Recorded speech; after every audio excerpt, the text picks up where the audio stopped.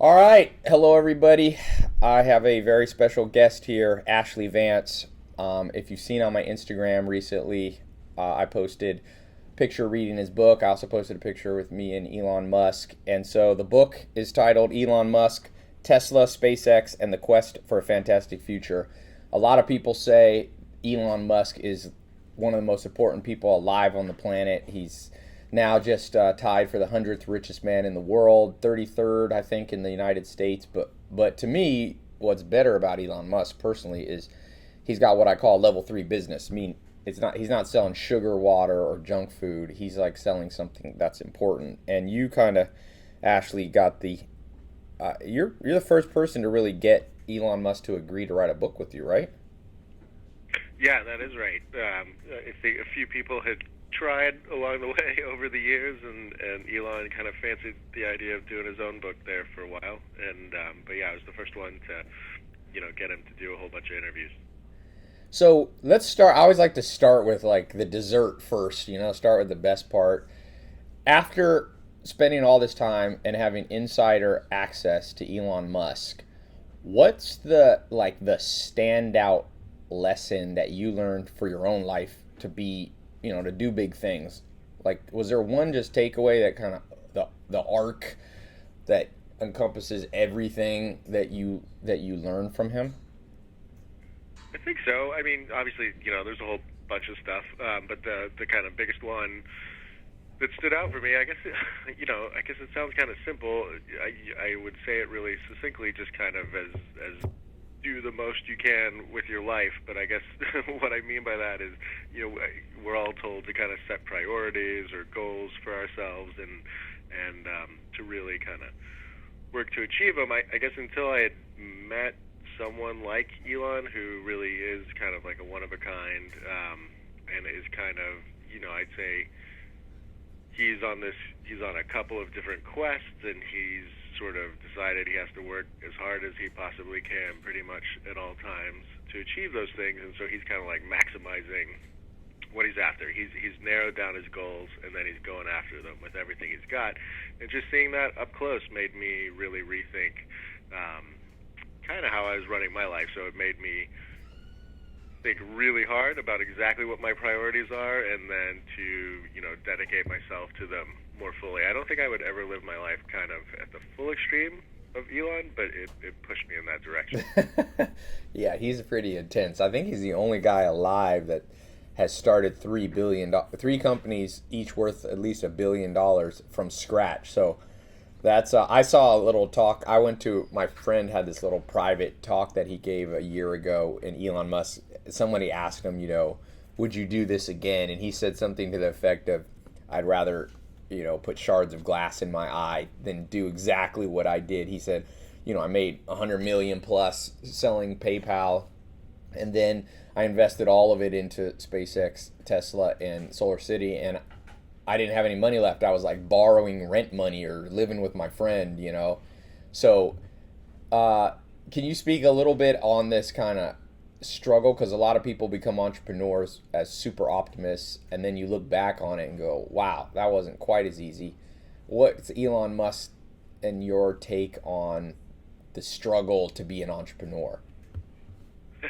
Yeah, again, just because he does sort of everything at these extreme levels, I mean, I think, his struggle would be, it's got to be one of the most exceptional things. I mean, it's one of the bits that really drew me to want to write about him was that he's got this amazing life story on top of all the business stuff. But, like as a kid, he had a pretty rough childhood. I mean, he was like a loner. He didn't get along very well with his dad. He got beat up at school, and so he kind of runs away from home when he's 17 with like $100 in his pocket, and that kind of started his whole personal struggle. He like backpacks around Canada, puts himself through school, ends up going to Silicon Valley, and then kind of decides to outwork everyone.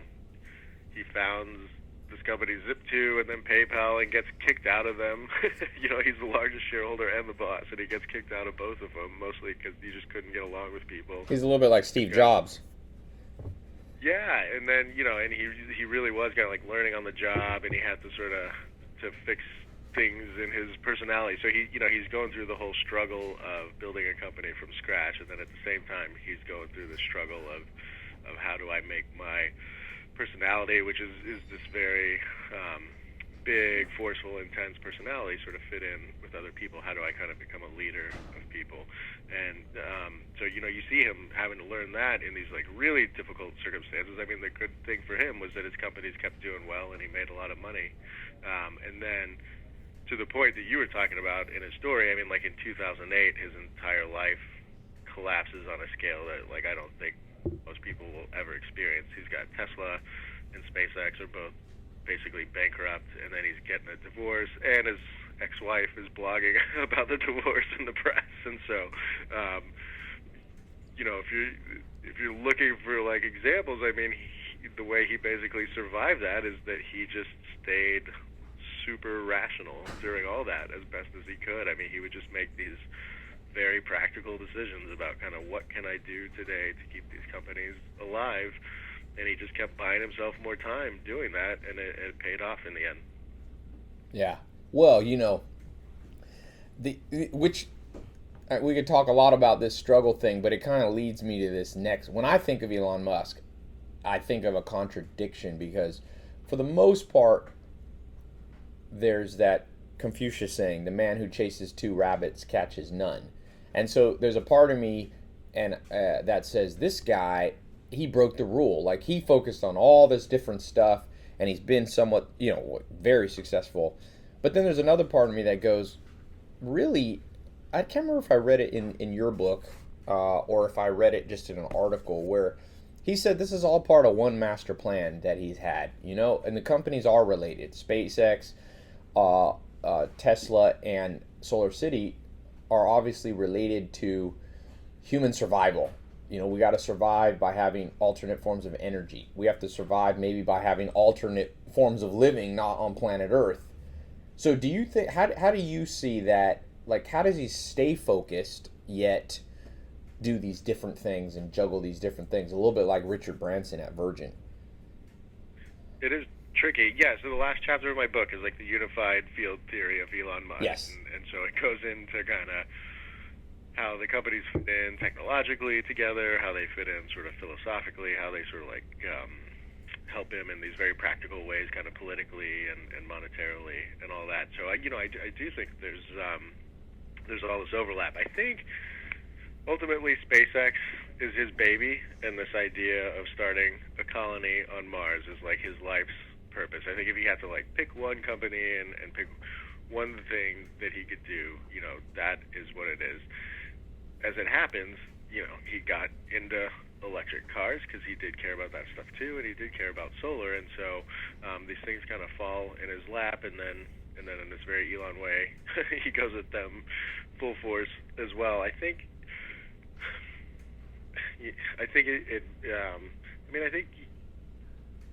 most people would burn out doing this, and I think he does get sort of close to that.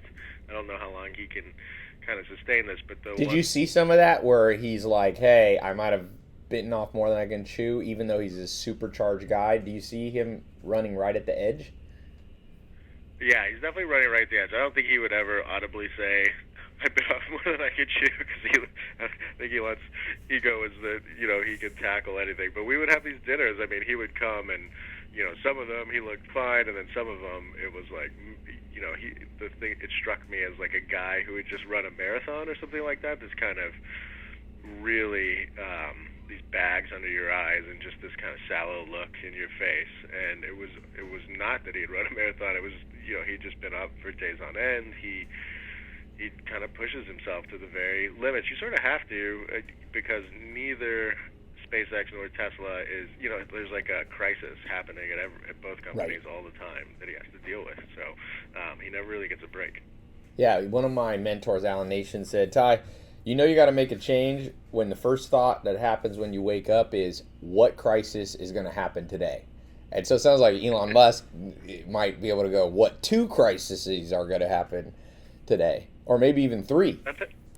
Yeah, I mean, that's how he operates. There's people at, like Gwynne Shotwell, she's the president of SpaceX, and she's amazing, and she runs, like, the day-to-day operations of the company and sort of keeps it humming along. But Elon's a guy. I mean, that is his job. He figures out whatever is the biggest crisis at either company, and that's like where he puts his attention. And not like he just fixes it all himself, but he goes to the person at the company who's dealing with the messed up door or the part of the rocket software that's broken, and he's like standing there right with that guy saying, you know, what do you need in terms of money or people to fix this? And he stays there for, if it takes like a day to fix it, if it takes a month, Elon's right over your shoulder working on it with you for better or worse.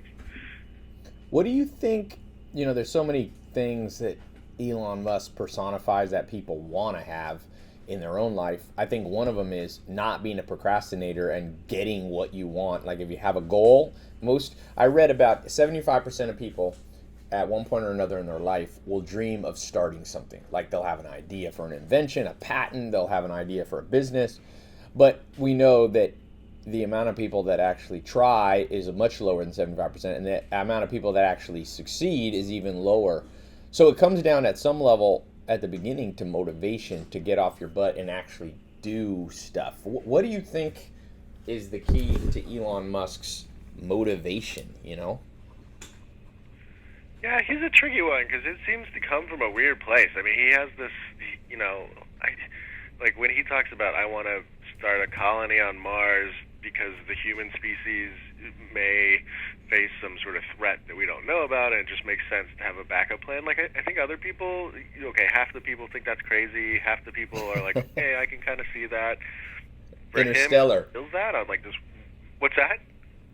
It's like the movie Interstellar that just came out last year. Well, yeah, totally. And then, I mean, like he feels this on this deep emotional level. I mean, that's when like he would get tears in his eyes when he was talking to me, and so like as far as his motivation goes, you know, it comes from this weird place of like, I mean, you know, it's basically I have to do this for the human species, and so I do think some people think this is nuts, and then for some people it kind of works. I mean, it's been cool to see on Twitter people who have read the book have totally come away and been just like you said. It's like I want to get off my butt and go do something, and I do think when you sort of see the example of what Elon did, I mean, it's kind of amazing, but it's also all he did was just like sit down and decide to do something, and he's done that 4 or 5 times, you know, and that's all it took. So you think it's come from him specifically? It comes from kind of an emotional place of I want to help humanity, help myself. That's his prime, as opposed to, let's say, Stephen Schwartzman at Blackstone. I was just reading about, or Warren Buffett, Charlie Munger. These guys are very focused. Like I want to be rich. That was kind of their motivator. You think Elon's comes much more from a kind of savior complex, or not complex, but that mentality? I do. I mean, I think he totally enjoys being rich, and like as he's got richer, it's made kind of all this stuff that he's going after easier, and he has like a big ego. I mean, he loves being the celebrity CEO and all that stuff. But I mean, I honestly, and this does not come from any sort of fanboy anything. I mean, I just having spent enough time with him and his family and his friends and his employees. I mean, I just think it's very authentically he's after this bigger picture stuff, and he's either had to make money along the way to make that happen, or he's kind of stumbled into money as a result of pursuing this bigger goal. I think like at the very beginning when he did Zip2, which was like this .com startup around 1994, I mean, that was a pretty conscious decision with his brother that like the internet was happening, we need to do something to capitalize on it. It wasn't totally kind of we just need to get rich. It was like, this is where the action is, let's get involved and see what happens. But you know, since then I think he's been kind of driven by something well beyond money. Yeah, I have a system, that a personality kind of psychometric test that I'm working on kind of trademarking, and I call it the PACE system. So PASE, and they're the 4 dominant kind of drivers in personality types. So P stands for practical, A action, S social, and E emotional. So my take, you know, and I've been with Elon in person, that he is either an EA dominant person. I think he's an EAPS, which is emotional first. That's his driver, and you kind of confirmed it. My hunches after, you know, being around him in person. A is second. He likes to take action. Third, P, practical. He knows how to raise capital and do the day-to-day. And then S maybe is his weakest. He's a little bit, I would say you could tell he didn't grow up the most popular kid in high school. He's a little bit eccentric / nerdy even now. Yeah, that's true. Yeah. I mean, I think the way you ranked him sounds pretty fair to me, and it is true. I mean, he's not, even though he's gotten better at giving presentations and all those things, I mean, he's not like the easiest guy to just like have a beer with. Right, exactly. Yeah. Now, let's talk about, interesting motivation. Another thing I wanted to talk about that's just a practical tip for entrepreneurs. I'm an entrepreneur. A lot of entrepreneurs will be listening to this. Peter Drucker speaks of the 8 objectives of every good business, marketing, innovation, human resources, physical objectives for your products. You've got social responsibility, all these profit requirements. But the one that Elon Musk, in some ways, has really excelled at is the capital objective, being able to raise capital. So I think he raised $2 billion not too long ago in bonds for Tesla. He's raised money at various stages for his business. What do you think is the secret to success in specifically around raising money? So if somebody's watching and they're trying to raise 500 grand for a business, or 100 grand, or 10 million, what are the things you took away from learning from Elon? Elon's like a little bit of a tricky example because in some of the stuff like Tesla, he had made his own money, and none of the VCs wanted to invest in Tesla at all. And pretty much like the reason Elon became the first major investor in Tesla was because he was the only guy willing to put in money. Right. In that sense, he was the capital. But you're completely right. I mean, subsequently, like more than anyone else, I think we've seen in recent memory. I mean, he has a real gift. Of late, because his star has been rising, it's like everyone wants to buy in to Elon Musk, and so it's gotten pretty easy for him to raise capital. I'd say in the darker days, kind of like 2008, when you had this whole world was melting down with a financial crisis and all those things, and Elon was still able to raise money in those environments. I mean, to me, he gives off such a complete devotion and commitment to what he believes in, and that's what other people buy into. It is that, like when he talks about something, he not only talks about it with passion, but he explains it so it just seems to make so much sense. Even when he's telling you about like a Mars colony, and that there's all these things that need to be done to make that happen. I mean, you kind of buy into it, and then he also gives off this impression of, I will die to make this happen, like this total commitment of himself to back it up. And so, I think the investors were always buying into him more than the ideas of the companies back in those really tough times. Yeah, there's 2 books. I've got this book club, which your book has made it into the book club. I kind of ranked the best books I think out there, and there's 2 books. One's by a former I think he's dead now, Harvard professor Solomon, and it's How to Write a Good Business Plan. And then the other book is one of my favorites it's the autobiography of Sam Walton, who started Walmart, became basically the wealthiest man of our time. And both of those books confirm what you just said. Solomon says, in general, and good investors are investing in you. So they are investing in who you are, what you know, and who you know. And then Sam Walton says that he gave 10 commandments to building a business, and he made $160 billion. And he said the first one is commit. And I find most entrepreneurs have a hard time committing because they're not good at coming to a place where they say, yes, I know what I should be doing. So maybe the lesson from what you said is to raise capital is an after effect of you knowing what you're doing and it being in an area that you have competence and passion in. Does that sound? Yeah, well, yeah, I mean, I think I think you can make a case for that. I think with Elon, I think like he knew what he wanted to do more or less.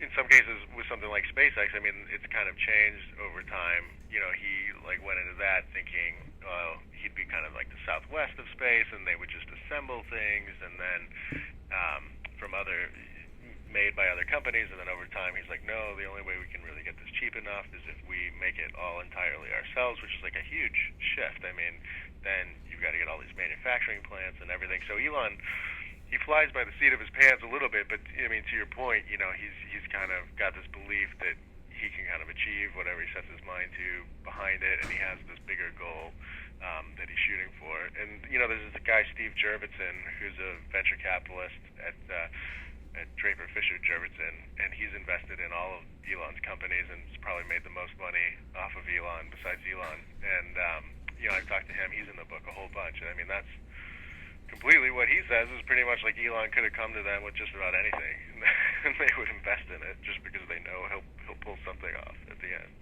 Well, it's like there was a professor, Megginson, who explained Charles Darwin's theory, and he said what Darwin was really trying to say is that it's not the strongest or the smartest who survive, but it's those able to adapt to the environment in which they find themselves. And so what you're saying is Elon Musk has this overarching goal, but then he's willing to pivot, adapt, and be changeable with SpaceX. If it becomes apparent that he shouldn't be the Southwest of space, he should do something else, he's willing to pivot and change. I think changeability is really why Homo sapiens are the dominant species on planet Earth right now.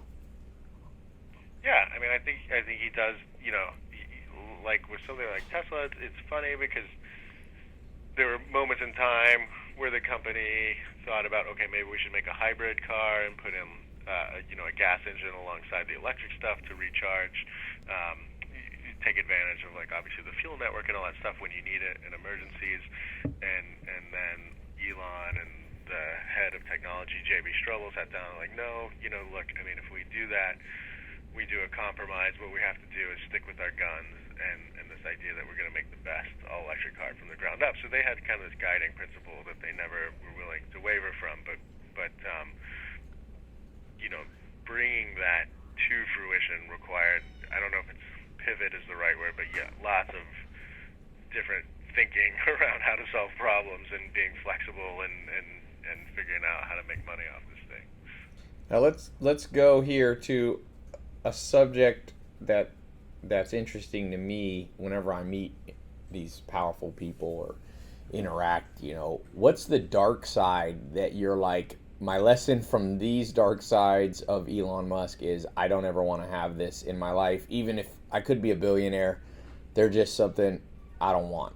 What'd you learn there? Not necessarily trying to throw Elon under the bus, but just your take on. There's always, Abraham Lincoln said, I learn from everybody I meet, but sometimes it's what not to do, right? It's not always what to do. Yeah. No, I mean, I think there's plenty of those kind of things. I mean, one we alluded to a little bit was, I mean, I just don't think I would live my life like he does. I'm in awe of all the stuff he achieved, and I'm glad that there's somebody out there who's kind of willing to do that. I wouldn't be able to spend as much time as he does at the office at the expense of like my family and a social life and all of that. I mean, I think there's a kind of happier medium. I mean, maybe you have to be like that to accomplish everything he has by 44. I don't know. How many hours is he spending at the office? Well, he literally works 7 days a week because he's running two companies at the same time. And, I mean, he's basically kind of like married to the office. It depends how you want to argue it, but, I mean, there's easily days when he's there 18 or 20 hours at the office.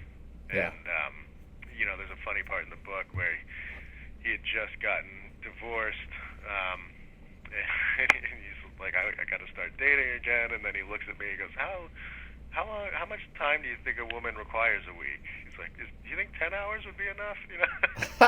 He's calculating it mathematically. Yeah. And then, the other thing that you see in the book quite a fair bit is how hard he is on employees. I mean, he expects them to work just about as much as he does. He expects them to be, if not perfect, working their tail off, and then definitely being exceptional quite often, and if they're not, he lets them know about it in no uncertain terms. He's been known to really kind of humiliate people in meetings, and I'm just not wired that way to begin with, and so, and then it also seemed to be something that Elon has learned over time, that when he kind of demoralizes people, they don't come back. Some of them don't come back from that, and they sort of like lose their morale, and so he's tried to curb that a little bit. But I find all that was kind of a little bit sad. There's people who've worked for him for 10 or 12 years, seen him almost every day, and I don't think either of them would consider each other friends. It's still kind of this business relationship, and so I don't think things have to be that way. Yeah.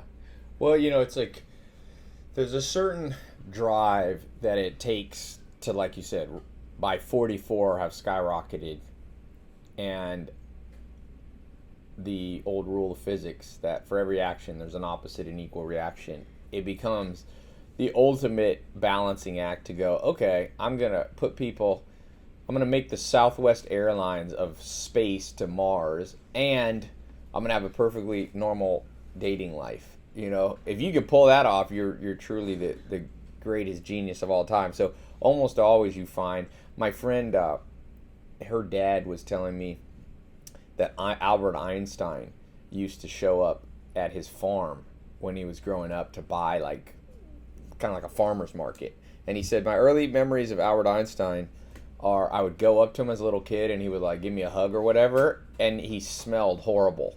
So Albert Einstein could not quite find the time to wear deodorant or take a bath because he was off on planet, Lululand, coming up with E = MC squared. So I think it's one of those, humanity has to balance out Einstein. Like the other 7 billion people on the planet, we take showers so that the room doesn't smell when Einstein walks in. Yeah, I mean, for me, it's like one of the big questions in the book is where is that balance? Does there need to be a balance or not? I don't think it's anything that I came to a real clear conclusion on, except to what you said. I mean, I think if Elon was trying to live some sort of normal life, there's no way he would have achieved everything he has. But it's that whole sort of the ends justifying the means thing that obviously kind of repeats all the time in literature, and I think Elon's life is like a total experiment in that. So socially, he's divorced, and that took a toll on him. He's got, I think, 5 kids. How through this, let's talk for a second about the kids. Were you able to interview the kids? What's their take on having a dad like this? I tried to leave them out of it, Okay. And I sort of did that consciously. I know they split time between him and Elon's first wife, and I talked to his ex-wife about it quite a bit, and to Elon about it quite a bit. I mean, his ex-wife kind of felt like everyone feels like Elon's like a good dad, and when he's with them, he's a really good dad. But his ex-wife Justine felt like the kids were living this totally bizarre, kind of unreal life, and that her job was to kind of keep them a little more grounded. I mean, they go to the SpaceX factory on the weekend and sort of have to sit there while their dad works. They're like the only boys. They're all boys, and they're the only boys on Earth, I think, who get bored going to the rocket factory. And That's so funny. then Elon would tell me, we were having dinner one time. He's like, I just got back from Monaco with the boys. We were watching the F1 races with the prince and princess and all this stuff. And so, they live a pretty exceptional, kind of strange life. And then Elon, he did suffer so much as a kid and sort of sees that as giving him this resolve later in life. And so I remember we were having one dinner, and he's like, I mean, what am I supposed to do? Am I supposed to... I think about this all the time. Should I make life miserable on them? How do you do that sort of consciously, or do they just get the benefit from sort of from this lifestyle? So it's something they think about a lot. Yeah, if you talk about the ultimate juggling act, if you can pull off starting $3 billion companies from scratch, healthy marriage, or good dating life, and amazing kids, we might have to give this guy a Nobel Prize or something like that. Do you think that Right. his intellect how my experience with high level people is it almost always there's an interesting book out, New York Times bestseller. I think it's called Willpower, and it starts by saying if you correlate success with factors that people have, is it because you're tall? Is it because where you're born? Is it good looking? Is it intelligence? Is it being born into a rich family? They found two factors most important or most predictive of your success. One is just raw intellect, and number two is willpower. So willpower is obviously an all-encompassing word. So maybe we can break those down. Elon Musk, what was your impression of his intellect, just raw computing power? Yeah, I mean, there's no question in my mind, that he's exceptionally gifted. As a kid, he was just this unbelievably precocious reader who was able to recall facts of what he'd read, in an almost kind of disturbing way to the other kids around him. It's kind of funny because he disturbing? didn't do that well. What's that? In a disturbing way? Well, sort of like a know-it-all kind of. Right. I remember his mom was saying they were like sitting at the dinner table one day, and his sister said something about how far the moon was away from the Earth, and Elon was like, "No, that's wrong," and he recited it to the exact the number of feet that the moon was from the Earth. He was always sort of doing this know-it-all thing to the kids around him, but it was funny because like in school he didn't do like poorly, but he didn't do that well. Everyone I interviewed from his grade school days was like he was like the least exceptional boy, and then Elon sort of chalks that up to he just didn't really kind of put in the effort, and I think that's probably true because then by the time college rolls around, he goes to Queens in Canada and then UPenn, and then he starts being the top of the class and kind of blowing everyone away. And then today, I mean, he does astrophysics stuff in his head, and he knows a lot about a lot of stuff. He's very smart. Yeah, one thing that I heard him say, somebody asked, how'd you learn how to run a space company? You didn't go to school for that. And he said, I read a lot. And I'm a big proponent of books. Did you talk at all with him on or see his reading appetite for books and knowledge? His reading appetite is Yeah.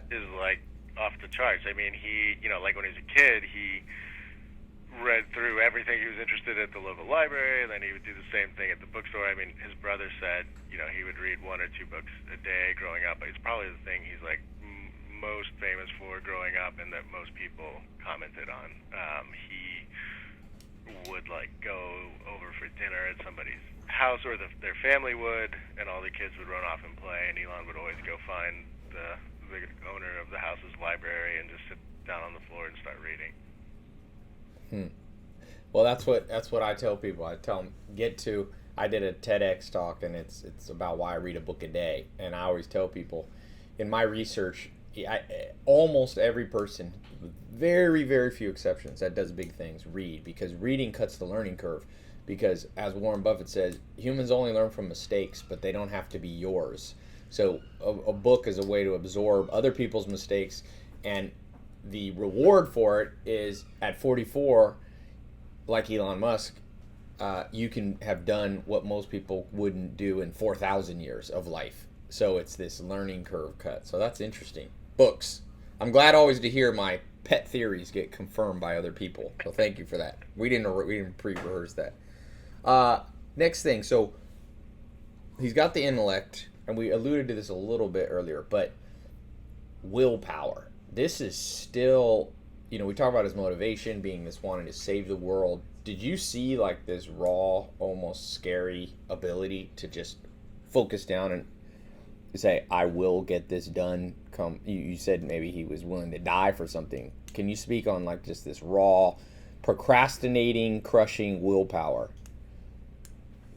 Yeah, well, I mean, that may be his greatest strength. I mean, it is sort of like an amalgam of all these things you're talking about, where you have to have the intellect, and you got to be able to do some marketing, and you got to be able to raise money. But I mean, without Elon's willpower, none of these companies would be around today, because all of them had these moments where they were basically on death's door, and it was only kind of Elon's belief and willingness to just keep going that they are still around today. And I think it was also people kind of seeing what Elon was willing to do that set this like example for them to follow. I mean, like in 2008 during Tesla's really, really dark times, you've got Elon who's just there nonstop. He'll come in on the weekends and he puts a desk right in the middle of the factory floor and never says anything to anyone. I mean, the message is really clear. Like, you should be here on the weekends. The suppliers that the company deals with, who are never used to dealing with people on the weekends, start getting calls directly from Elon, and now they know they have to work on the weekends too. and I mean, it's really, whatever crisis is happening, he does something kind of like that to deal with it and pulls them through. I mean, to me, I've met a lot of smart people, so Elon's smart. There's a lot of really smart people. To me, his willpower was what set him apart from anyone else I've ever met. Yeah, I think I heard Elon Musk say, if you work 100 hours a week when everybody else works 40 hours a week, you'll accomplish in 3 months what takes most people a year or whatever. And I think that that's hard math to argue. It's basically true as long as you can be productive at 100 hours. What about? Yeah, go ahead. I think most people would. I think most people would sort of have trouble to keep going. He's oddly, he has like the stamina to sort of back it up, and so that's been a real gift for him. Do you think he sleeps on average how many hours? Well, he says he sleeps like 4 or 5 hours, and I think that's probably true. He would like knock off sending emails at like 12 or 1 and sort of kick back up again around 5. I mean, if he sleeps 4 or 5 hours, it's like right on the nose, and then he's back to it. No naps? Not that I know of. I mean, we'd meet for dinner at 9 o'clock at night, and then we'd talk for 3 or 4 hours, and so it'd be around midnight, and we'd stop, and then I'd be going home, and we'd go in Silicon Valley. He'd get like back on his jet and fly to LA and be doing email that whole time. I mean, and then it never seemed like there was room for naps in the middle of all this stuff he's got going on. So when you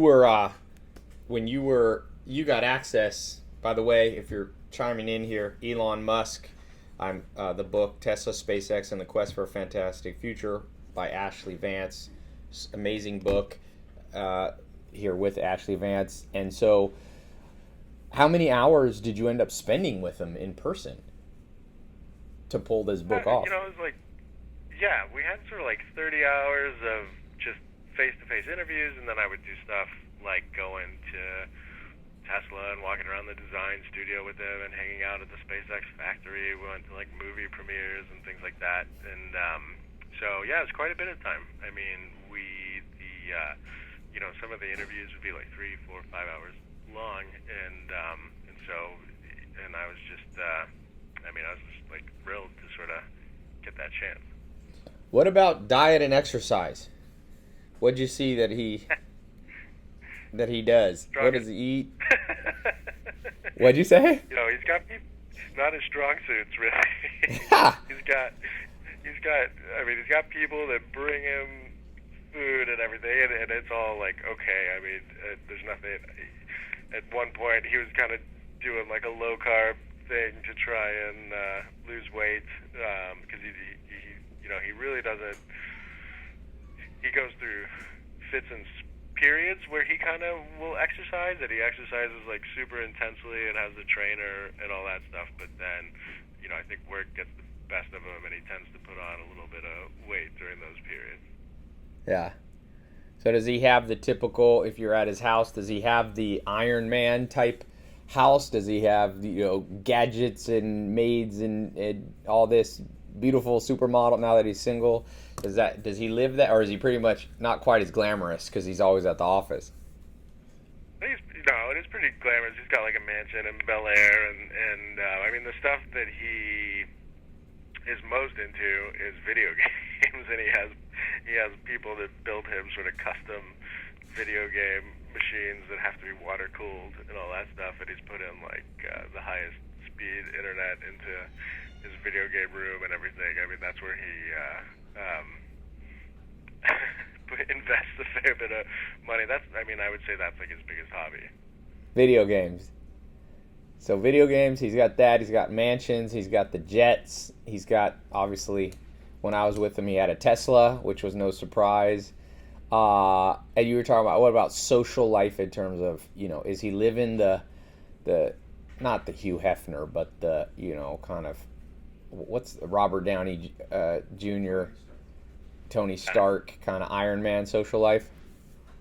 He does a little bit of that. He's definitely different than the other tech CEOs. I mean, most of those guys kind of hang out up in Silicon Valley, and then Elon definitely prefers like the Hollywood lifestyle. I mean, he genuinely has people in the movie industry who are his good friends. Jon Favreau, who directs the Iron Man stuff. I mean, I see him at Tesla events hanging out with like Elon's family and everything. And then, Elon doesn't take a lot of time off, but then I always notice he's at the Super Bowl or the Kentucky Derby or the big fight. I mean, he kind of likes to be where the action is. And I don't think he's definitely not the Robert Downey Jr., super charismatic, women falling off his arm kind of thing, because he's just not that.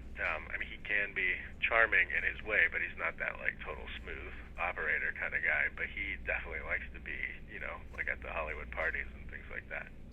Yeah. All right. As we kind of wrap up here, a few things. I've kind of had a list for you. We're making good progress here. Mentors. I'm a big believer. Mentors made all the difference in my life in cutting this learning curve. Books obviously can be mentors, but at some level, having in-person mentors. Who do you think Elon would count as his mentors? People have asked me this, and I don't think there's a super satisfying answer. His grandfather on his mother's side was this amazing character who went on constant adventures across Africa, did all these very daring things, and I think there's like a little bit of that in him. And then Elon was raised to a large degree by his grandmother on his father's side, and she had kind of survived World War II and would tell him these stories about like all the hardships that her family went through and how they got through without any money and things like that. And I know for a fact that he always looked up to her and took a lot away from those lessons, because he would recount them all the time.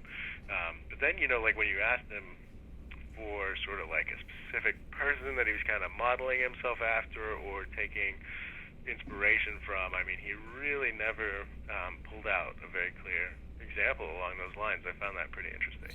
I think it's probably, for most people it ends up, when I was 16, I tried to find one person with all the answers, and you end up with really an amalgamation of people. I'm sure, he was business partners with Peter Thiel, who's gone on to big success on his own. These people, like the big investors, you think they have influence in terms of, giving him insight in things maybe that weren't his strength? I think so.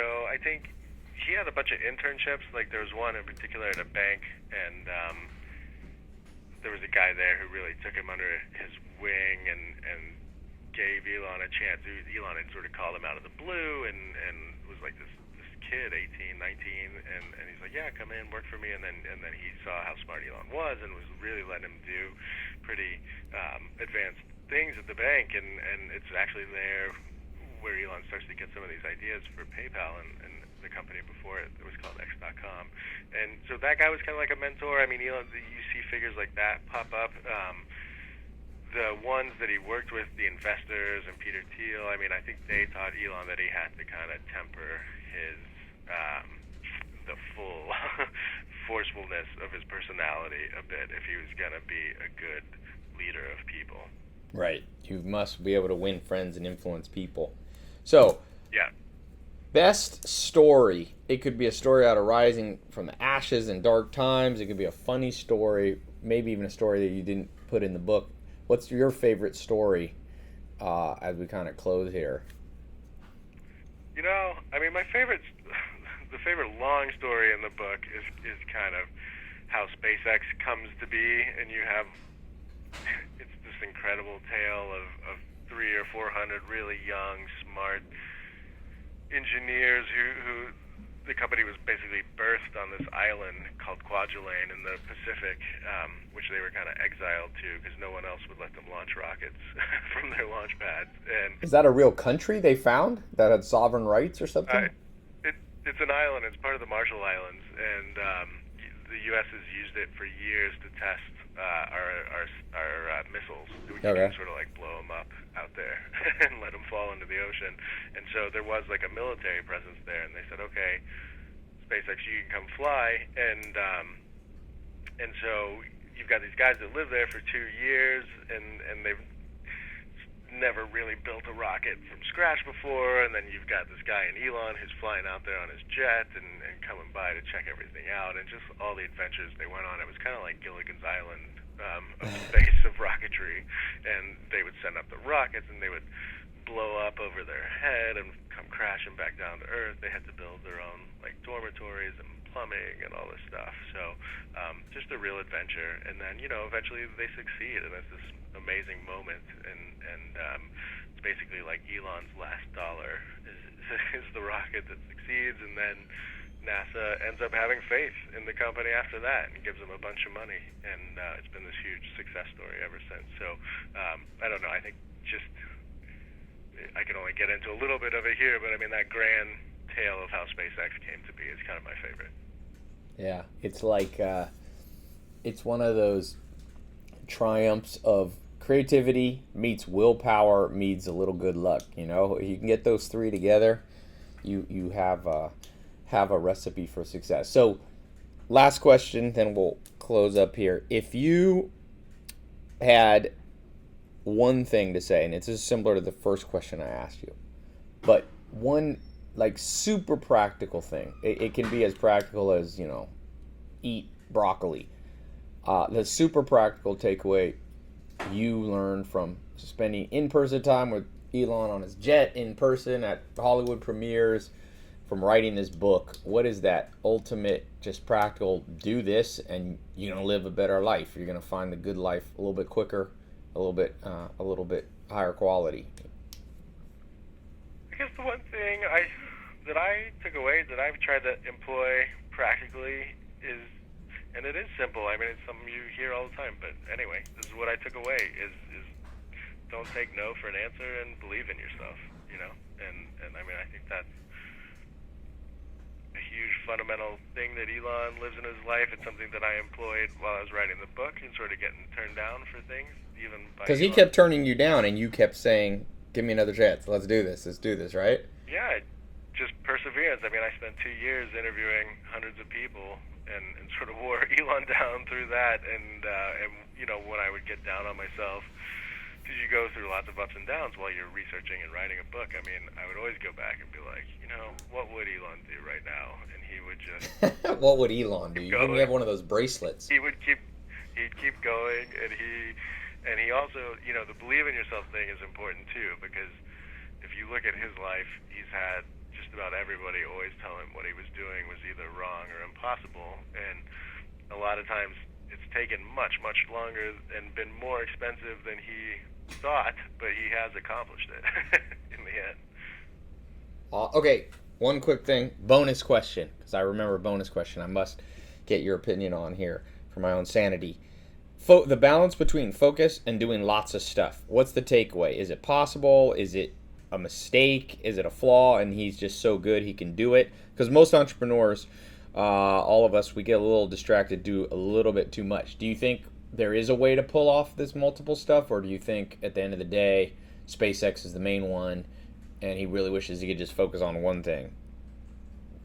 No, I mean, I came away thinking focus is important. I think even though he's running 2 companies at one time, he's very focused on them in the particular moment. I think if he had his druthers, if he could, he would just do SpaceX, and I think it does tear him apart that he has to spend so much energy on 2 things. But I think being totally scattered is a mistake, and that even from the outside it looks like he's doing all these things at once, which he is on a meta level. On closer down, he is dead set focused on particular problems at any given time. So, and you said 2 companies. You mean 3? Because is he pretty involved in Solar City, or not quite as much there?